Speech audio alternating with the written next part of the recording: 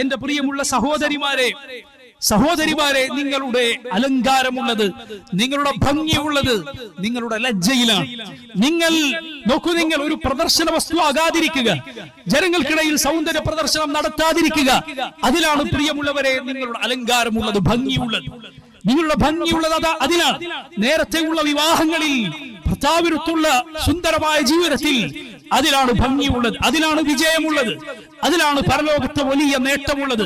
അതല്ലാതെ ഈ വൃത്തികെട്ട ആളുകൾ ക്ഷണിക്കുന്നത് പോലെ വിവാഹം വേണ്ടതില്ല, തോന്നിയതുപോലെ നടക്കാം, സ്വാതന്ത്ര്യമാണ് എനിക്ക് വേണ്ടത്, എനിക്ക് തോന്നിയതുപോലെ വസ്ത്രങ്ങൾ അണിഞ്ഞ് തോന്നിയതുപോലെ നടക്കണം, അത് സ്വാതന്ത്ര്യമല്ല.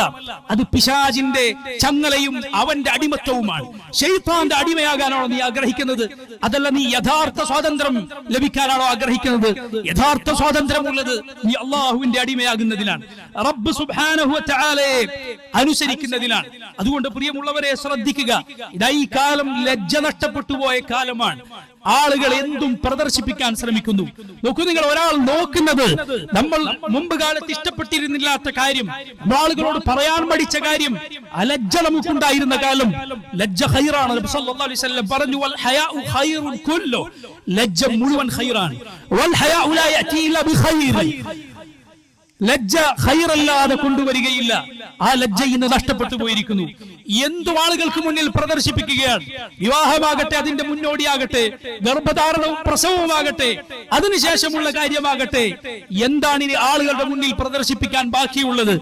എന്തും ചിത്രീകരിച്ച് ആളുകൾക്ക് മുന്നിൽ കാണാനിട്ട് കൊടുക്കുകയും എത്ര പേരത് കാണുന്നുവെന്നും എത്ര പേർ അതിന് തന്റെ ഇഷ്ടം പ്രകടിപ്പിച്ചുവെന്നുമെല്ലാം നോക്കിയിരിക്കുന്ന ബുദ്ധിശൂന്യമായ ഒരു കാലത്ത് നമ്മൾ എത്തിയിരിക്കുന്നു.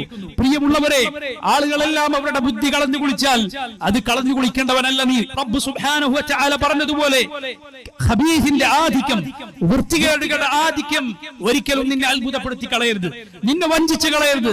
ആളുകളെല്ലാം ചെയ്യട്ടെ, നീ നിന്റെ ലജ്ജക്കും മാന്യതക്കും യോജിച്ചത് മാത്രം ചെയ്യുക. സഹോദരങ്ങളെ, ലജ്ജ ഉള്ളവരാകുന്ന, സ്വകാര്യതകൾ മറച്ചു വെക്കുക. നമ്മുടെ സ്ത്രീകളെ, നമ്മുടെ വീട്ടിലെ കാര്യങ്ങളെ, നമ്മുടെ സ്വകാര്യതകളെ, നഗ്നതകളെ, നമ്മുടെ സന്തോഷങ്ങളെ എന്തിനാണ് ആളുകൾക്ക് മുന്നിൽ അത് പ്രദർശിപ്പിക്കുന്നത്? വൃത്തികേടാണ്.